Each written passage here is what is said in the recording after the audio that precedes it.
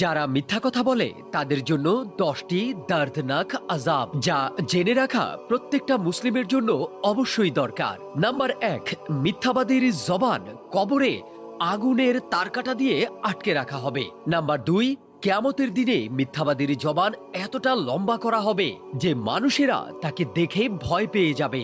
Number 3, কিয়ামতের দিন মিথ্যাবাদীর চেহারা থেকে নূর ছিনিয়ে নেওয়া হবে আর তাদের চেহারা থাকবে ছাইয়ের মতো কালো। নাম্বার 4, মিথ্যাবাদীদেরকে আল্লাহর ফেরেশতারা নফরত করবে আর রহমত তাদের কাছে আসবে না। নাম্বার 5, মৃত্যুর সময় মিথ্যাবাদীর রূহ অনেক কষ্ট আর তাকলিফ বোধ করে দেহ থেকে বের হবে। নাম্বার 6, মিথ্যাবাদীর কপরে সাপ ও বিচ্ছু তাকে ছোবল দিতে থাকবে, যা মিথ্যা বলার সাজা হিসাবে তার উপর প্রয়োগ করা হবে।